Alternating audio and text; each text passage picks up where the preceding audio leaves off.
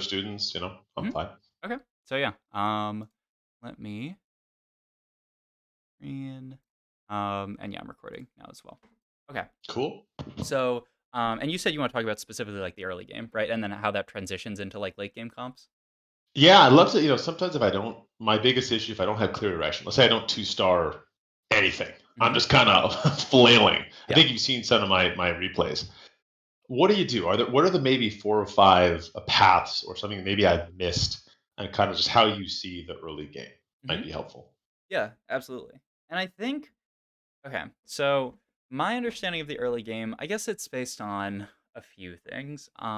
One, sometimes there's some units that are just stronger early than others. Though I think right now it's actually relatively balanced. I don't think there's any like one unit that early game is so strong that you always play it just because it's a strong unit early. What I tend to think of it as are units that hold items that are strong on late game boards. So something that I'm doing a lot on this current patch, and I'm sure I'll do a lot in the next patch as well, because things aren't getting shaken up that much. Is I like to just go an AP flex route where I start a rod item, um, and then I can end up building ideally like a Morello's or an Archangel's. You could build some other stuff, but ideally one of the Ionic Spark is a really good early game item as well.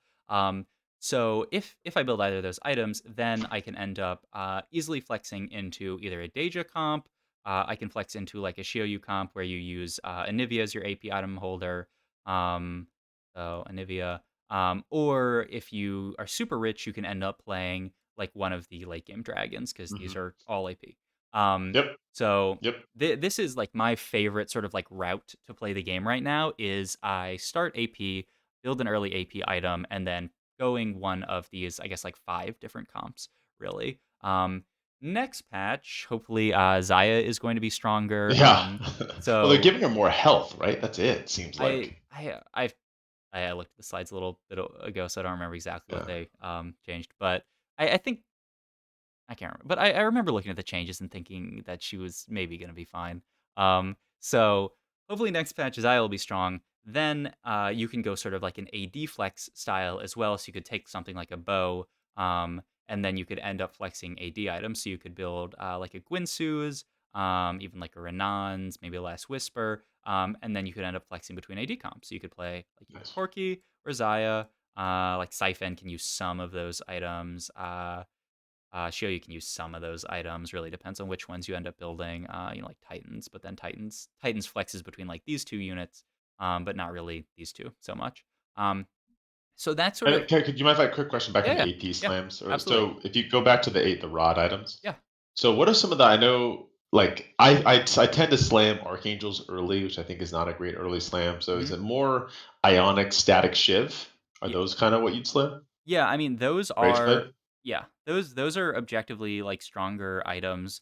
Um, I think Morello's is an okay slam early. I think there are a lot of good units like Karma that can make use of Morello's early. But yeah, Ionic, Static Shiv, Gwynsu's are all really, really strong Got it. units that can play into AP comps. So I mean, even Gwynsu's in a bit of a weird spot with like Zaya being kind of bad. Like if I want to play into Shioyu or Deja, especially with like the changes to Deja, Deja doesn't even love Gwynsu's that much. Right. So it's a little bit awkward, but something like a Static Shiver Ionic would be amazing in any of the AP comps. So Got yeah, it. like those are the strongest items, but there will be times when I'll slam an Archangels early. It really just depends on the items that you get. But okay, so like with that background in mind, thinking about okay, every game, like usually what I will do, and there was a post. I don't know if you read the competitive TFT subreddit, do you? I scan. I'm a joint. I'm a member of it, but Yeah. not as deeply as I should. Yeah, yeah. I mean, Yes. do whatever you want at the end of the Yeah. day. I mean, But you think it's worthwhile? Some good stuff in there. I think there is some good stuff in there. I think sometimes people post like good guides that are really helpful. Hmm. I think like the general discussion usually ends up being garbage and people are, like complaining about, oh, this thing's broken in my games and stuff. Right. But like sometimes people post guides.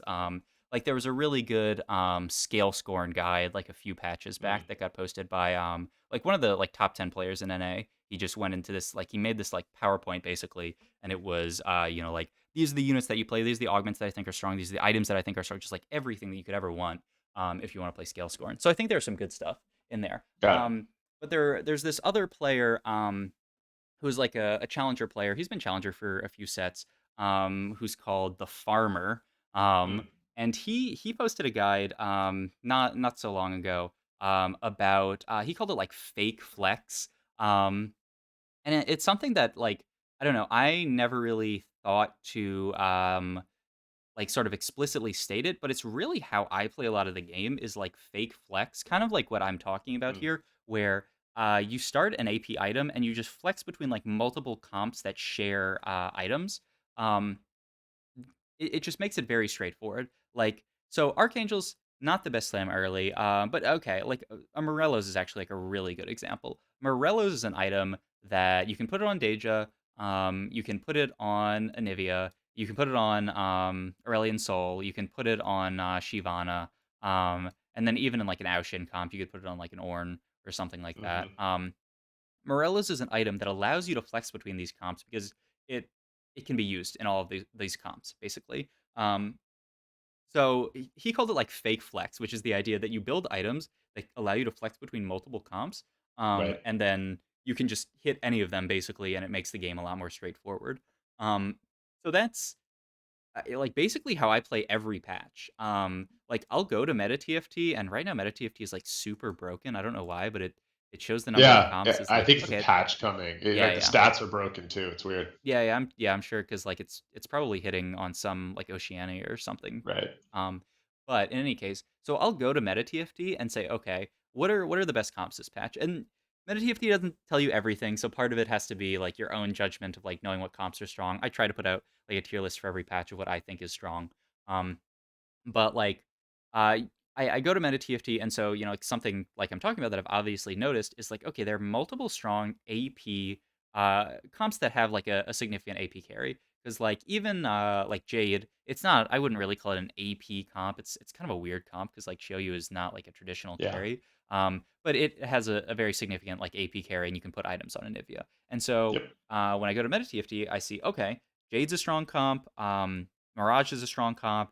These like dragon comps around Shivana and Aushin and that kind of stuff are strong comps. Okay, so what I can do is I can go into the game, think about slamming good AP items early, and then that allows me to flex between these multiple different comps late game. Um, so like that's basically the approach that I take every patch. Is I say, okay, what are some items that I can build early that are strong and that can allow me to flex between multiple different patches, between multiple different comps. So like if the entire meta was like if you think way back before they like reworked Deja to be more like spell focused, when Deja was like really attack speed focused, like every game, ideally I would start bow and best case scenario, I slam a Gwinsu's because back then Yep. Gwinsu's Yep. allows you to flex between Deja, it allows you to flex between Zaya, Zaya, Corki. Gorky. Yep. You can even put it on some like it's okay on like Aushin. You Yep. can put it on Siphon. You could play Yep. it on everyone, and then you think about like three cost carries as well. The other one I was thinking of was like Swain, Varus. Yeah. You could play it on It everything. worked on so many people. Yeah. Exactly. So that that was my plan for that patch. Basically, I would start that item and then look to slam one of those items. So that's another thing that I think yeah, like that's basically how I play out every single patch is what that guy called like fake flex, which is you flex between multiple different. And I mean like eh, I don't know if that's fake flex. I don't know what real flex is. You can't if you build Infinity Edge Last Whisper, you can't really flex to AP comps. That's just not how the game works. But in any Right. case, that's like that's how I play out every patch. So yeah, do you have any questions about that or like anything that No, that brought up? no, I appreciate that. We're aligned there. So and also I've been using your meta TFT research in game. Just every now and then if I go like brain damage, like okay, I got 2 stars showing out. What are our best items? Yep. Okay, great. Hmm. And so no, that makes sense. I mean, right now it seems like I'm only successful Astral, Corky, Jade, Deja. It's Hmm. those four. And in whatever direction I kind of get, whatever item I slam first, and then of course if I can get a mage and get higher onto the 10 dragons, but that's like one every 20 games, Right. and that's yeah, Yeah. I mean that's like pretty close to what I think of the meta as well. So yeah, I mean I think you've identified what the stronger comps are in general. So yeah, but okay. So that being said, how does that actually link up to the early game? Right. So I like I'm talking about, I sort of work my way backwards. So if I say like prior to this patch, and even still in this patch, like Morello's is like an item that I really like a lot because one, there's just a lot of healing going around. Ton of people playing Jade, like Dawnbringer Mirage is another big thing, or just people building healing items on their carries. And they just buffed it, so it's actually like a much stronger item now. And prior to this patch, it had an extra 10 AP on it, so I thought that item was like so good to build. And I still think it's quite good. But you can take a step back and say, okay, Morello's works on all of these different comps. Okay, what units actually hold Morello's early? And I'm sad that Meta TFT is broken, but you can actually go and Meta Oh, there you TFT go. has yeah, but it's still it says Is this 100. tactics? Is tactics working? I think it might be, but I don't think tactics.tools has the stats. Like I was looking at it recently. Like I don't think I can like click into here and look at like specific stats for this item. But like Hmm. Meta TFT, it'll be broken, but you'll still see it. So Meta TFT, you can click on Morello's and you can literally see and they only show Ezra right now because the stats are broken, but you can see Right. the best item holders for this during stage 2. Oh, that's cool. Yeah. I never saw that. That's Yeah, no. awesome. It's a really nice feature, and then you can even I would toggle it. never have put that on Ezreal, to be candid. Yeah, no, it's like, and I mean, this is a low sample size, but like if it Huh. was a higher sample size, it would still show Yeah. Ezreal. Ezreal's totally Very fine, but cool. yeah, like you don't really think of Ezreal as like a good Morello's holder, but like if you Fascinating. actually like think about it after, you can kind of like it kind of makes sense, right? He applies it a lot of different times. He's not like applying it AOE to a bunch of units, but like as a stage 2 holder, he's gonna apply it and then he's gonna cast pretty quickly because he's low mana and he has a bunch of attack speed, and he's gonna like apply it multiple times. He's kind of like a really weird version of like a damage over time champion, which Morello's is like really good on. Like, did you say did you play set 6 at all? You said you started. That was my first set. Okay, so like Malzahar, um, Yeah. Yeah. so like Morello's is really good on Malzahar because Yep. the burn and the ability would constantly apply the Morellos. So Yep. Ezreal, I guess, is kind of like a very sort of like scuffed version of that damage over time, where he's Right. applying his spell pretty quickly. So yeah, Ezreal totally fine holder. You would see something like Ashe in here as well, who's another unit that like maybe you don't think of immediately, but she Right. shoots out her arrows, hits a bunch of different Yeah. units. Hits multiple people. Yeah. Yeah. So that's something that you can use that I think is really helpful. That's So cool. like when I am going like backwards from like what item, okay, I say this is an item that bridges multiple different comps, then I think, okay, like what units can hold this item? So you say like Ezreal can hold this item. Obviously, I love Karma holding this item. Ashe can hold the item. Um, Senna not really. Most of the other one costs not so good at holding it. Jinx is an okay unit at holding it, not the best, but she's like okay. I mean, ideally, like one of these three. I mean, and if you can high roll like an Anivia can really hold it very well as well. So like these are some of the units that can hold Morello's really well. Okay, so Cool. then, once you figure it out, okay, what units actually hold this item really well, so that when I end up starting a rod and I get a giant's build and I sim Morellos, okay, these units can all hold Morellos. What are the strongest openers with these units? And this is it's part trial and error. Like part of it is just like playing the set a lot and understanding what units have synergies.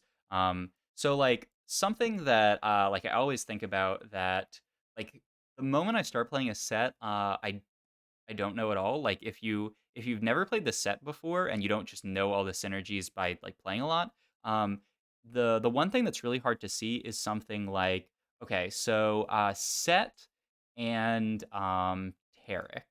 These units in my head are like grouped together because Oh. they're linked by a Jade Dragonmancer unit, which is Karma and then Ashe. So like these two units, they share no synergies, but they're linked by units that share synergies with both of them. Another like really good example is something Tom Kench, like Tom Kench and Senna. These units don't share any synergies, but if you get a Jinx in, it activates Right. both of Right. their Oh. synergies and Yeah. makes a Yeah. really Yeah. strong Yeah. early board. So like understanding what units are kind of like linked, they don't Yes. actually share synergies, but they are bridged by a unit is really important. because it can allow Yeah, you to I would hold. never have put together Set and Tarek. Yeah, yeah, but it makes perfect sense, right? Because Right, there's two Jade Dragonmancers. right. So you can just do an early game comp that looks like I was watching today the and here's like just another Jade unit. I was watching like one of the highest ranked players on the Chinese server, 62nd, and he was just playing this as as an opener, and it makes perfect sense. Three Dragmancer, three Jade. You get in with four units, and you're just completely chilling. It's a very strong opener, but you can see Nar plus Set, and then like these two units actually are linked up because those two units sort of like bridge the gap. Um, Love so that. that's something to keep in mind, and that it's really just like as you play more, you get a better sense for, and you understand.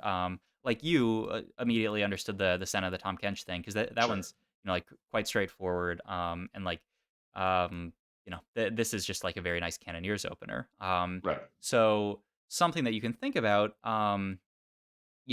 Like another way of thinking about it, I guess to like go even another level is like, okay, I have Senna. I get the option of holding either like a Skarner or a Leona. I'll always hold the Skarner if given the option between these two because Senna likes Tom Kench, who Right.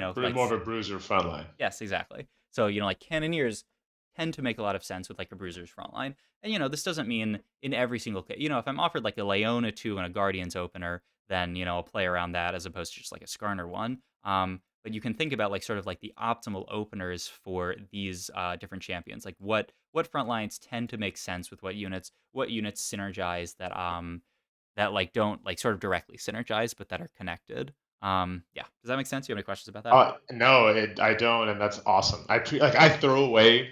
I used to throw away Sennas, but then I'd watch a replay. You're like, oh, maybe a Senna pair. I'm like, why do I want a Senna pair? I don't have any Quinnoneers, I don't have anything. But like, that's a really good comp, and I could flex between Dragonmancer or Jade.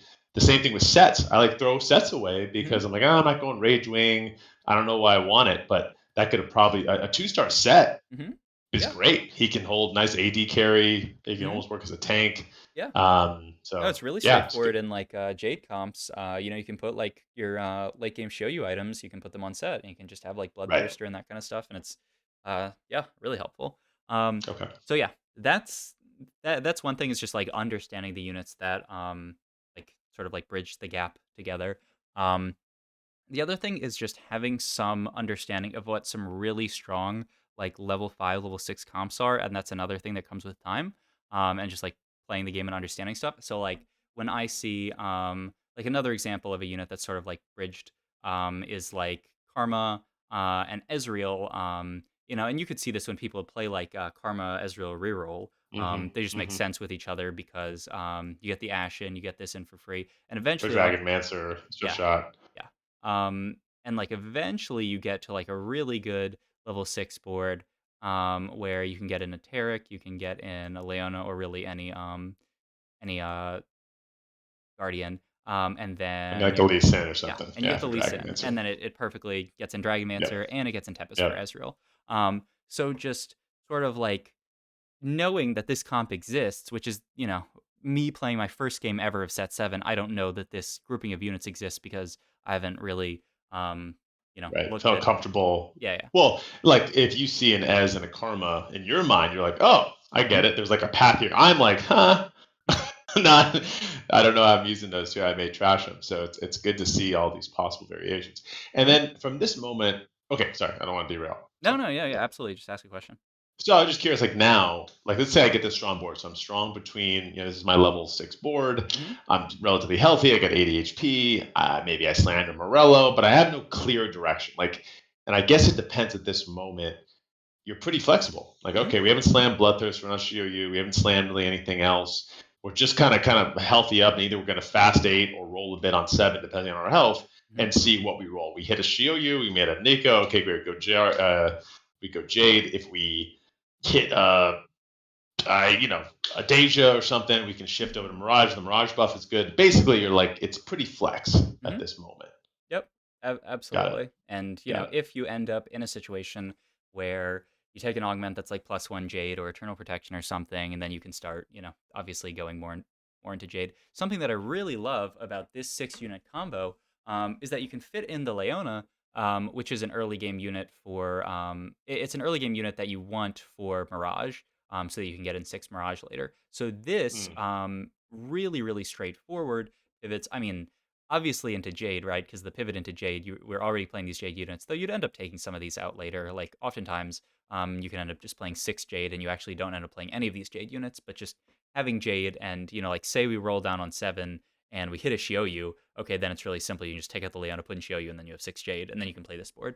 Um, so like this board, obviously very straightforward into Jade, but also just having the Leona makes it a lot easier to transition into something like Deja, because like something that it was definitely the case in set 6, and it's a little bit the case here, but like okay, innovators in set 6, hmm they were a comp that it was actually really hard to like transition into innovators late game without playing innovators early game, because you have to find 2 1 costs. You have to find Ezreal and Singed.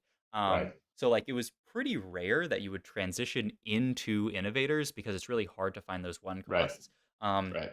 so similarly, if Trainers. you don't have something like Leona here, um, it's actually kind of difficult to transition into like Deja. I mean, you could end up playing just like 4 Mirage and it's not bad. But if you want to get like a really like strong 6 Mirage board on like level 7, just like having the Leona, being able to have this on your board and then pivot into Mirage is really useful. Like level like 2 star or 2 cost units you can find easier at level 7, but like 1 cost units it's definitely difficult. And if you have 5 Mirage and you're rolling down for like the Leona one, that's not good. But if you had this from the early game because you played this opener, then it makes the transition into Deja like really really straightforward. So I really like comps like this that incorporate lower cost units that you may end up needing late game. I'm trying to think of like another example. I guess you could think about like boards that have like Heimerdinger in it. Though even like Heimerdinger you can cut out and like trainers. But I guess like another example is just like playing like a Tristana board and then pivoting into Corki, but that's like also just really straightforward. It's not like there's not like a weird pivot to be made there. Um, so like this is one board that I really like early, and that I think just makes a lot of sense to pivot into either of those comps. Like I've said before, if I could play this opener like every single time, I would. Just because I think it pivots so easily into either of those comps. And then like hmm also you have to play around the units that you hit. So like if you end up in a position where you hit like an early Anivia, then you can start building around that. You can end up getting like a Lulu in, which is also you're going to want to play this late game anyway in like a Jade comp. So you can think about that kind of stuff as well. Because like a lot of people like to map out like what boards they want to make with like early units, but like it's very possible that you just get thrown like an Anivia out of a box, and Right. then like Right. all of this is slightly different because you're playing around Right. Anivia instead of Karma and that kind of stuff. Yep. Oh, another thing that's pretty important with like this comp in specific, especially if you are running the Ezreal Karma version, um, is like if you look at this comp, we're running 1 cost units. This means that generally, if you're playing this comp, you don't want to like push levels super early, because you want to hit your 2 star of all these units. And like you can even go further and say like, okay, if you have AP items early, this is one of the strongest early AP boards. So you can hmm actually make the conscious decision to not push levels early if you have a bunch of AP items because you're looking for these 4 1 cost units. Mm. Whereas if you were playing like AD, I mean like Senna is a nice unit, but like you really Everything like else hitting. is 2 and 3 costs. Yeah, you like really like hitting like Tristana, Jinx. I mean, Yep. like Tom Kench as well, but there's not like the and like Heimerdinger as well to a degree. But like there's not like No. the con- You need a 2 star Tarek Leona as Karma. They're all 1 cost. And you can even high roll an Ash. Mhm. Like, Yeah, yeah. Yeah. exactly. So that's something that you can think about as well is like Like who what. are you looking for and what level? What are you like you told me on last replay, why are you leveling? Why are you rolling? Like what units are you trying to get? What are you trying how are you trying to improve your board? Yeah, yep, exactly. So yeah, that's something to keep in mind. as well. Is just um, there. Helpful. I've even seen people, and like I don't. I almost never do this, but I think like maybe the best way to play TFT. I've seen people talk about they're like playing something like this board and it's like 3-1, it's about to be 3-2, and so they're going to go like level 6, and maybe you have like a pair of Ezreals and certain things. Mhm. I have seen people say that the optimal play is to roll at level 5 before going level 6 so that you can Mhm. hit these Hit your 2-star pairs one before, costs and right? and like Ash and stuff, so that you Right. don't lose Because that everybody else is leveling up mhm, and decreasing their chances for one cost. You're there. You go to level 6. There's nothing like a 3-star. What are you going to add to this board mhm. as a 1-star version that is going to make it stronger than a 2-star Karma, 2-star Ezreal, 2-star Taric, 2-star Leona? Mhm. Yeah. So it's definitely Yeah, interesting, and I that's don't interesting. yeah, I don't do it a lot, but I think there are definitely spots where you are Right. supposed to roll before leveling, which is counterintuitive because like theoretically you would like to, have access to higher cost champions because in general they're stronger units, but there are situations where you would actually want access to a lower cost pool because it will spike your board Right. harder than rolling for higher cost units. So it's something to think about. I don't think it's something you should Yeah. do like every single No, but game. it's taken. You can't be a monkey, right? You have to really think about why why you're doing things. And hmm oh, 3-2 robot, click, click, click until level 6. Like, look at your board. Where is everybody else at? If you have a Karma pair in your bench, an Ez pair, a Leona pair, like, you're about to suck so much HP if you don't pair those up. hmm Why would you waste gold leveling? Like, stay a sec, burn 10, 15 gold. You'll chances are you're going to double up something. Like, that is better than going 6. Go 6 at 3, in a couple stages. hmm Yeah, and you can always. I mean, it's a lot easier if you have like a win streak, but you could always roll a few times, hit some pairs, and then still go level 6, and you're gonna be Yeah, poor. But right, right. Lost you over 10. yeah. So yeah, that's something definitely to keep in Yeah, I mind like as well. that. Is like I like that. when like how to spike your board, like what you actually want to roll for. Though it's like I said, it's not something that I do every single game because in general it is better to roll at 6 than at 5. But it is definitely something to think about. Like what units you actually want to hit. Yep, that's what I. It's just something to think about. hmm See, a little, just being a little less robotic and more creative. hmm Absolutely. Another big thing in early game is that like especially during stage 2, 2-star units matter a lot. Um, like, oftentimes more than maybe not more than synergies, but, like, I mean, sometimes more than synergies. So, like, for example, if I have like a Leona Taric as my front line, and I just hit like a random 2-star Nidalee, and then I have like an Ezreal or something, like you can play this board, um, even though you're only getting 2 Guardians in, but like a 2-star Nidalee will actually do a really good job at killing units. So like if everything else is 1-star, Nidalee is 2-star, maybe you end up like lose streaking with this board. But just like playing 2-star units can help you kill units, can help you win fights. There are situations where you just have to play around 2-star units, even if it doesn't give you like uh, explicitly like a synergy that makes perfect sense with your board, but it's just like a nice unit. Just being 2-star, it's strong. It's something that usually I end up pivoting out of during like stage 3. Because like once you get into stage 3 and you're playing around like Jade and stuff, like Nidalee can get in with Jade with Gnar, so it kind of makes sense. But like if you have a unit that's just no synergy at all, you end up playing like a Jade board, but you have like a Senna 2 in. Um, then I usually end up pivoting out. I actually have a good example. Actually, let me pull up this. So there's basically I took this from a VOD of Setsuko, who's one of like the best players in NA, in my opinion. At least definitely at solo queue. He tends to like choke in tournaments, I feel like. But he's really, really like insane. And so he's in this spot right here where he's playing this Guardians board with an Ezreal too, which, kind of makes sense. Hmm. Sort of like the idea with Guardians before. But like right now, it's a synergyless Ezreal too.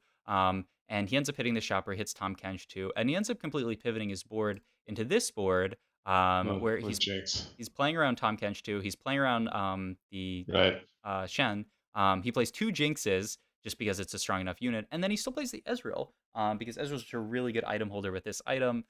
He has a static shiv on it already, but it's just an Ezreal 2 with static shiv. It's still really strong. even though it has literally no synergies with this board, it is like absolutely the strongest board just because it's a 2-star unit during stage 2 that is just going to do a lot of work.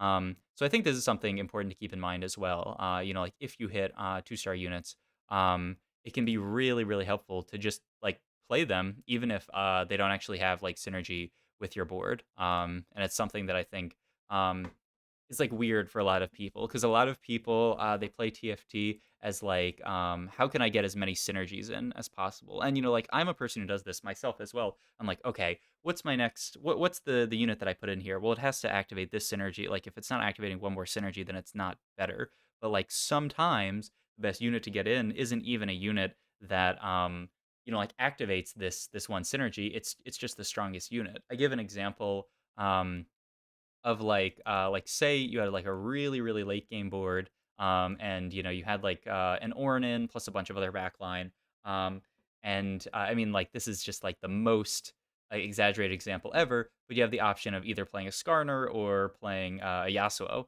You're always going to play the Yasuo even though the Ornn or the Skarner activates bruiser synergy, which is a synergy, but the Yasuo is just like 10 times more useful as an actual unit just because of Right. how Yasuo is. So like not falling into the trap of just playing around synergies, just looking at what synergies you're activating. The big thing is what does the unit actually do for your board, and Mm-hmm. that's how like some of the best players play strongest board, which I think is one of like the hardest concepts in TFT to learn, and even something that like I'm still trying to get better at is every single time you get a shop in TFT. Look at the shop. What are the units in the shop? Can any of them be played on my current board? Are any of them improvements over my current board? And just doing that every single time is something that's really difficult and that most people don't do. They'll play an early board and then just sit on that board until they're going to push the next level and add a unit. But it's very very possible. Like the Setsuko example that I have right here. He could have just sat on this board, which is, Guardians and Ezreal, and said, okay, I'm just going to play this board. And I think a Yep. lot of worse players would just sit on this board and say, Yeah. okay, this is my Because it's early board. fine. It's Yeah. because it's fine. Yeah. And Right. it's totally doable. And, I hit a Tom Kench Right. too, but I'm not playing Bruisers here. I'm already playing the Guardians frontline. So I'm just going to Right. chill on this. But he notices that, oh, okay, I can just pivot my board completely into something that is much stronger Right. by just changing my entire board and pivoting into this board. Right. So I think that's something that's really important, and that some of the best players do, and that's how like people talk about this guy, and they're like, I don't understand. Like every single game, this guy's win streaking during stage Right. two. Like, how's this guy Right. high rolling so hard? And Right. it's like, Right. no, it's not because he's high rolling. It's because he looks at every shop, he looks at every unit, and understands how to play it and when it's stronger, and what items to build and these kind of things. And if you do that every game and you are consistently one of the best players on the server at doing it, then you can win streak most games. Like that's why I talk a lot about people who are like lower elo, like gold, plat, but like even diamond and master tier. Like you can win streak for free in so many games because people just aren't playing their strongest boards during stage two. Like you Right. will see just like terrible boards. Like sometimes people are literally like level 4 after carousel stage 2 and they're just win streaking with their board because like other Right. people are playing weaker boards because like they just aren't recognizing that they can play stronger boards. And it's not like sometimes obviously you're going to play for loss streak and you want to lose those fights, so you don't play strongest board every single round. But it's really important to think about that, and to really just be able to improve your board whenever you can, because like most games, if you're not like playing to full loss streak, you do want to be playing strongest board. And if there's a unit in your shop that would improve your board, you like literally, I mean, for free, basically, like you don't even have to roll to make your board stronger. There's actually just a unit in your shop that can make your board stronger. But a lot of people just Right. won't pick it up because they have their current board and they're not really thinking about, okay, what unit can I add here? What can I do? Yeah. Does that make sense? You have any No, questions about that? it makes a lot of sense. I think I've done that. I think I've gotten a little better in my mid game. Obviously, the early part, this was super helpful, so I feel stronger in the early game. Now I'll get to a situation where I get strongest board, but it's like stage, it's level 6, and it's janky AF, right? There's no Hmm. clear direction. I know I'm about to bleed a lot of HP. I know I got to do like a level 7 roll down, and I have no clear direction. That could be my fault because I haven't slammed thing, or I slammed the wrong items, or I tried to be too flexible. And then 7 comes around. I think you saw one of my games like this. and I just started picking up random units because I could go anywhere, and then I'm like, oh fuck, and then and then you don't get anybody in, you lose 25 HP, and so I don't know. That's probably just practice. It's probably just more confidence and probably committing, just saying, you know what, Mhm. one direction is better than no direction, and just try and pick one or force one, or I don't know. But Mhm. I don't know if you've Yeah. ever been in that situation Oh, before. like, yeah, absolutely. I mean, the way that I think about it usually is you'll have built some items early. You'll have some kind of direction. I mean, sometimes you Right. can flex between like a ton of different comps. Like I've given the example before of like if you have like a giant slayer and a hand of justice slammed, like those items can go on Hmm. like almost every carry this Anybody, set. Siphon, Corky, Yep. Savannah, Yeah, name it. exactly. So like if you have those two items, then you can play a lot of different comps. What I usually like to do is okay, like take stock of what units I have, take stock of what augments I have, take stock of what items that I have. Because like usually some of those will give you like some kind of direction. The other thing you can do is scout the lobby and see like what's contested. Hmm. If you want to like play something that's less contested. Um, Yep. but I'll do that, and then I'll come up with like a plan A. I'm saying, okay, this game, like if I had that Jade opener, okay, I'll say, okay, this game, my plan A is Jade. If I hit any Jade units, I will absolutely look at just playing Jade from here. But the idea is you have multiple sometimes, or at least one. I mean, sometimes you don't have a plan B. Like sometimes, you take two augments that both say Mirage on them, and you're like, okay, I'm playing Mirage this game. I'm playing the lottery at level 7. If I hit Mirage units, then I'm chilling. If I don't, then I'm just going bot 4, and that's life. But if you're in a flex position where you can play multiple different comps, I always like to say, okay, what's my plan A here? And that's just what I'm gonna think about is my comp. And then as you roll down, ideally you have a plan B, maybe a plan C, and then you can, pivot into those other comps if you miss on your plan A, basically. So, like if my plan A is Jade and I'm rolling it down and I see zero Shioyus, but I pick up a Deja and I pick up a Nunu, and then I go, okay, well, I guess, I've seen zero Shioyus, but I've seen a Deja and a Nunu. Okay, it's probably a Mirage game. So like I think what you're talking about there is and it's something that Yeah. when I was pretty new to the game, but still like good enough, I would watch uh this player mismatch socks, and he calls himself socks now. I think he's like one of the best players in North America, just like Mm. historically. And he would do this thing where he would just slam whatever items, and then he would make like insane pivots Right. mid and late game into just comps that I would never think of. And I was like, wow, this guy is like full flex playing, just whatever comp. Like I don't even understand how he's getting to these comps. And I was like, that's amazing. I'm gonna do that in my own games. And I Yeah. I, I tried that out in my games, and I'm like, okay, bot four, bot four, bot four, bot four. Like that's Right. it's it's really hard. Yeah, it's really And hard. if you have insane knowledge of the set or just insane fundamentals of TFT, then you can try to go that super super flex play style. But like I think, and like something that I did during that time, is I was like, I'm just gonna slam items. I don't even have a plan for them, but like surely it'll work out, right? Like surely I'll figure out something late game that I can do with these items because that's what full flex is. Um, and I really don't think that's even the best way to play the game. And even though his pivot seemed like miraculous into something that I'd never thought of, surely like when he is making those pivots, like he has the plan in his mind of like, oh, I could play into like these multiple different comps. Um, so like whenever you're building an item, whenever you're taking an augment, I always like to think about what my actual late game plan is going to be, and I Right. never do any of that stuff like with just nothing in mind. I will never slam like a Gwinsu's Rage Blade and be like, maybe the Gwinsu's carry will just come by late game. Maybe I'll Right. figure it out. Like Right. the other tough thing with that is like if you're rolling late game, like I've had situations, especially when I was newer to the game, where I'd be rolling late game and I'd be like, I don't even know what I'm rolling for here, but I'm just hoping something good comes along in the shop and I can pick that up and like maybe this will solve all my problems. But Right. like ideally, whenever you're rolling, you know what units you're rolling for. It also just makes it easier to like roll Of quickly course. because like if you have all these units in your head, then you can identify them immediately. But if every single unit comes along, you have to say, "Oh, that's an interesting unit. I could play this here." Then that's another like five That's a seconds, ten problem. seconds That's right. on your roll down. Right. So like having those different comps in mind, it's like I was talking about early game. Like I slam Morellos and I say, okay, it's probably a Jade game or a Mirage game, and if I get really rich, I can go like fast 8, fast 9, and potentially play around one of the 10 cost dragons. Right. Um, Right. I immediately from that spot know I'm playing, and like you can also Yeah, you're not even. playing quirky. You're not playing, any reroll comp. Like, Mhm, yeah, yeah, exactly. well, maybe a mage comp, I guess. I Mhm. mean, Yeah, I an mean, astral or something. yeah, it depends on the items you slam. Yeah. Like an Archangels can totally be like a mage comp. Right. I don't even not the biggest fan of mages, right? They're also next patch they're nerfing Nami even more, which I think is kind Oh. of Yeah. nuts. Okay. Like, Good. Well, there you go. That'll I be the last of the astral reroll, yeah, probably. I feel like this. I mean, like maybe Varus will be fine, but I just like I don't even get like how mages are gonna be good next patch. Because Well, you lose too much HP unless you get a Rise 2-star and somehow can get 5 2-star mages in. You bleed so much. Mhm.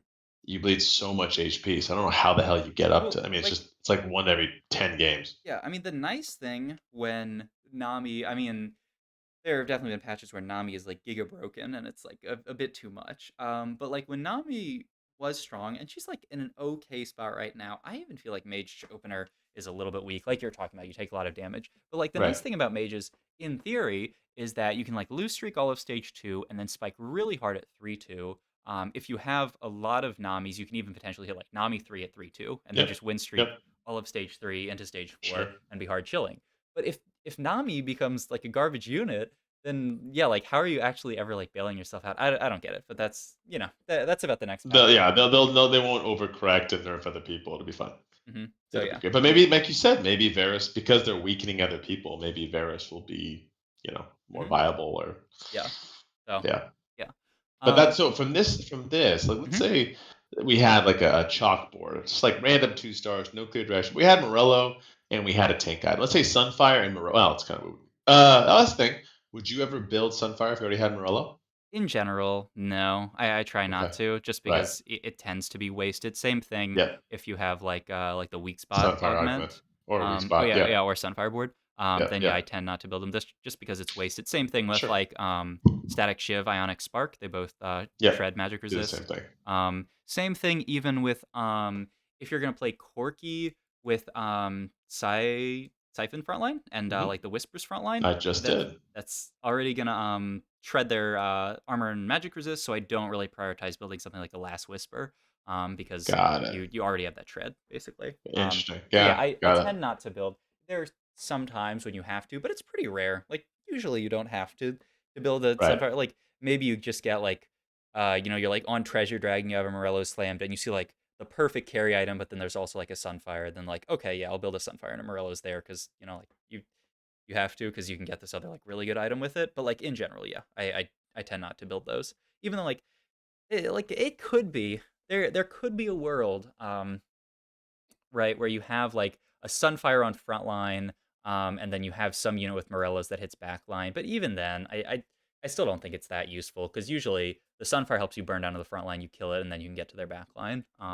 So so yeah, in general, I don't build those two items together just because yeah, I try not to build any items that have repetitive effects because it's wasted. Basically, you're like losing part of that item if you do that. No, that makes sense. Yeah, I like that. So, okay, so do you mind putting back the Deja Mhm. and the Nunu? Yeah.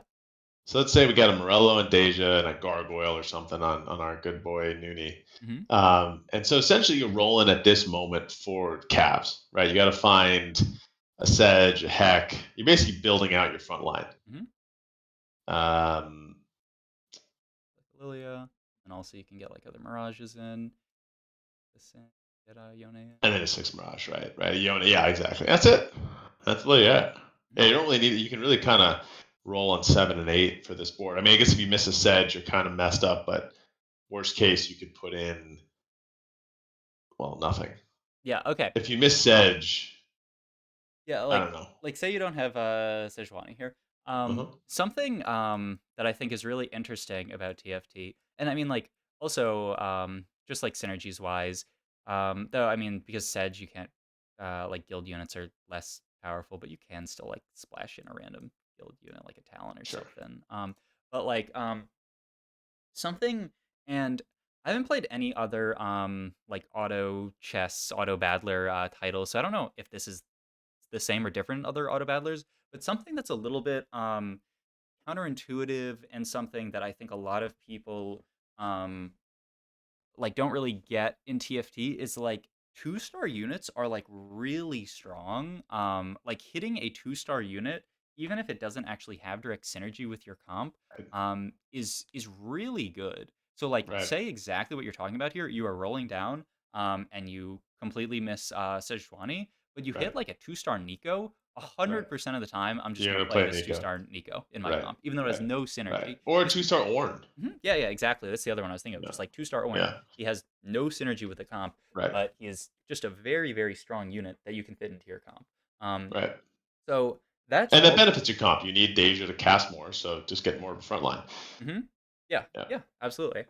So yeah, you can look for units that like do what you want, but like, like obviously we're not going to play Ornn every single time with Mirage, but like if you're in the spot where you hit a two-star Ornn, you can absolutely play it. And that's like how it comes back to the idea of strongest board because like a lot of times when you roll down, um especially if you're looking for like a ton of different like high cost units, you might not hit like the perfect board, the perfect meta TFT board where you hit all the mirages and all the cavaliers and stuff. But if you hit a two-star Ornn and like a two-star Talon, you can play those, and then you can end up being stable on a board. Like you could end up even having a board like a board that looks like this, and then like if everything is two-starred here, you can end up like pushing levels and then get in like a unit that synergizes with these, so you get in like a Pike late game, Pike. Right. or even like it'd be really cute to get in like a Kiana here and get Kiana in for Tempest. Right. both of those. So like. But strongest board. It's played the strongest board available. Doesn't mean you're Mhm, always going to top one, but playing this compared to nothing mhm, or no two-star, that's an eighth versus a fifth. exactly, because a lot of people will roll at level 7 or level 8 or something, and they will skip over units that aren't perfect for their comp. And they'll say, oh, I missed. I went 8th. I got mort dogged. Like, the game was unplayable. There's nothing for me to do. But what you didn't realize is that you rolled over a bunch of units that you could actually fit into your comp. They're not traditional, but you passed over, 3 Orns, 3 Talons or something, and you could have just held those units on your bench while you're rolling, and then, oh shit, I hit a Talon too. I guess I'm going to play that because it's a 2-star 4 cost. Like, definitely down to play that. So that's something that I think a lot of people like. They're very, and it's part of just um like being almost too reliant on like stats and stuff. And it's something that like I try to like I really like looking at stats websites and comps and these kind of things, but it can hurt you if you say, okay, I'm playing Mirage, so I'm gonna roll down for these units and nothing else. Um, Right. you have to be more flexible when you roll down, Yep. and it makes it so that you don't miss as often, because if instead of rolling down for just these 8 units, if instead of that you're rolling down for, oh, okay, I'm rolling down for this, but if I hit a Talon 2, I can play it. If I hit an Ornn 2, I can play it. Like something like Itis is pretty impossible to play if you're playing around Deja. So like there are definitely Right. units that you do skip, but like Zaya as well, it'd be quite hard to fit in Yeah. here. So I get two. I mean, a two-star Sona is okay. It could heal some stuff. Even a random Soraka to heal up. Oh yeah, I love a Uh, Soraka. I mean, Soraka. Like a very small thing about Soraka. That actually I really like her in this comp, in comps where you play around Cavalier frontline. Because so like the way Soraka's ult works, she heals. Her stars heal a flat amount of HP. So you see here it's 120 health at 1-star Soraka, and she showers. I think it's like 14 stars every single time. So they heal a flat amount of HP. Um, what this means is that the more resistances your units have, the better Soraka is. So, like, you mm, think of an example of a unit, 2 units that are like effectively the same tankiness. If you have like a Zaya hitting them, they'll die at the exact same time. But one of them has like 1,000 HP and like 10 armor and MR, and the other one has like 1,000 armor and MR and 10 HP. And if you just imagine those 2 units have the same effective tankiness, Soraka healing one of those units for 120 HP is going to give you way more effective HP, because it has a bunch of resists, right? Whereas if you have the unit with like 1,000 HP, or I mean, I guess in the example would be more like 2,000, 3,000 HP, then the heals actually matter less. It gives you less effective HP. So Soraka is actually a unit that is really nice with Cavalier frontline because they get all those free resists, right? They're more like resistance units than they are like HP units. So Hmm. the healing Soraka has actually goes further because they have more resists for that HP. If that makes sense. Makes sense. Yeah, Makes sense. absolutely. And I didn't. I mean, we talked some about the early game. I'd also just like to say a few other openers that I think are really nice. I mean, like a lot of them are pretty straightforward, but I mean, like Cannoneer's opener. Like this plus Bruisers so that you can get in a Tom Kench is really nice. And then eventually you can just sort of you can get in Tristana and you can get in like a Heimerdinger early to start stacking it. Cannoneers actually ends up being like kind of awkward because like you end up doing something like this and then you're like your only front line is like level 4 I find tends to be like quite awkward with Cannoneers because you want to start stacking up Namzi, but also like early Namzi is not really a frontline. Like you can play a comp like this, but then your frontline's gonna get blown up. So like Right. ideally you can go level 5 quickly and then get in a bruiser and then you'll be okay. So like this is one comp that I really like. I don't really like mages that much on the patch. I think Aatrox is actually like a pretty strong unit early. Sure. Like a 2-star Aatrox, and so there are other ideas with this where you can get like Yone, and then Yone is a bridge to Mirage, so then you can get in like Leona, and then you can get in like a Guardian, so you can play like Guardians and Warriors um, early. And the other thing that you can do with Aatrox is that because Olaf is a warrior, you can do something like this. And so you can get in Braum and Olaf, and then there's nice synergy there. And then you can even go like much further if you wanted to do like I don't know, like a lot of warriors. You could end up getting in like Yone as well, and then you can get in this, and then it makes like nice synergies. And there's also synergy here with Lilia, right? Because Lilia is a scale scorn, and then that connects to Nunu as well, who's a mirage for these.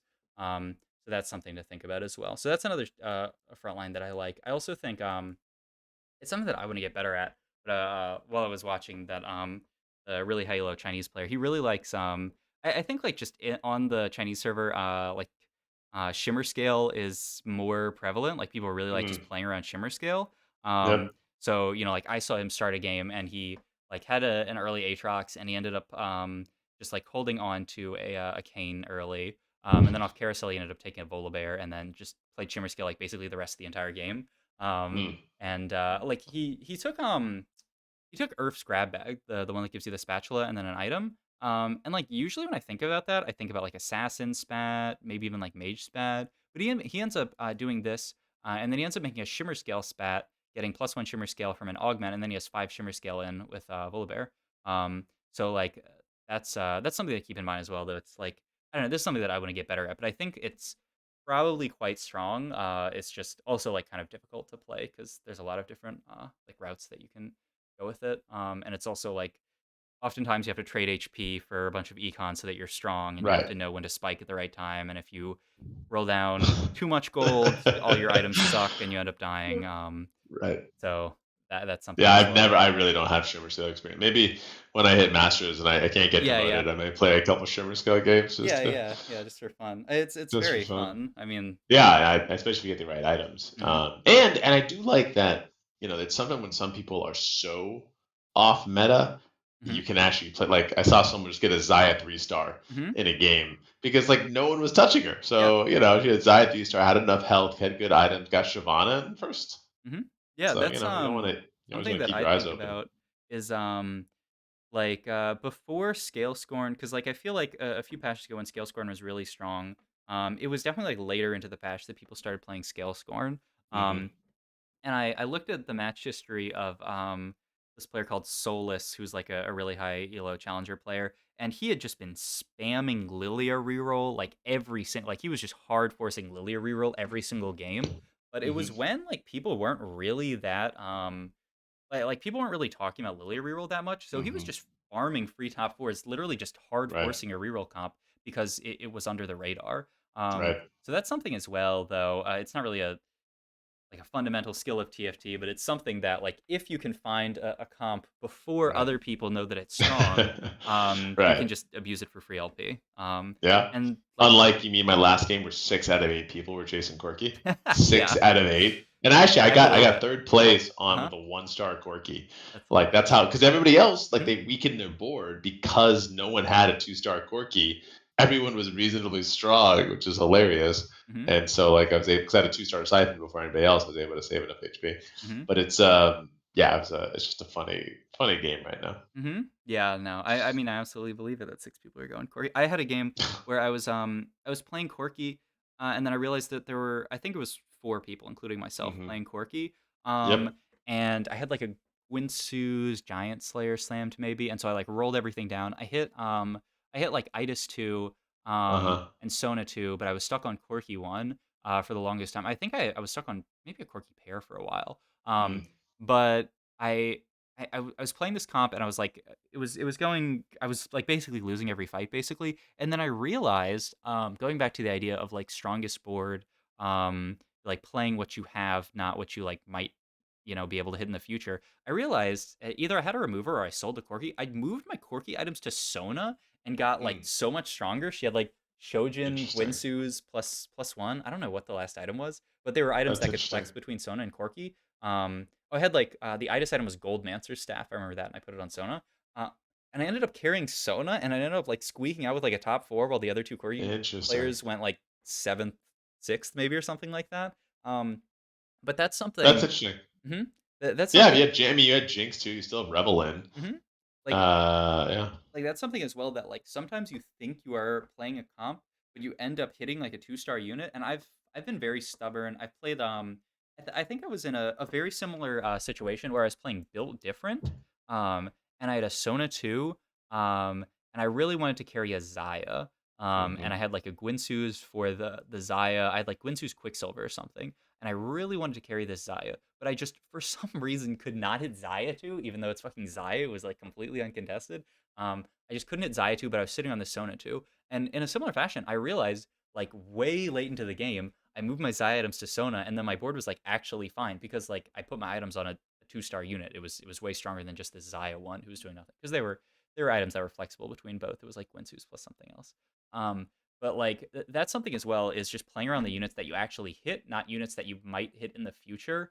Um, like I don't like the most recent game that I reviewed. There was actually this player who he was playing Mirage, but ended up um, had a Hand of Justice and a blue buff, like the components, just sitting on his bench the entire game because he was waiting to find Yasuo, but he just never found Yasuo. And he like basically had these items built for Yasuo, but then just like never found it.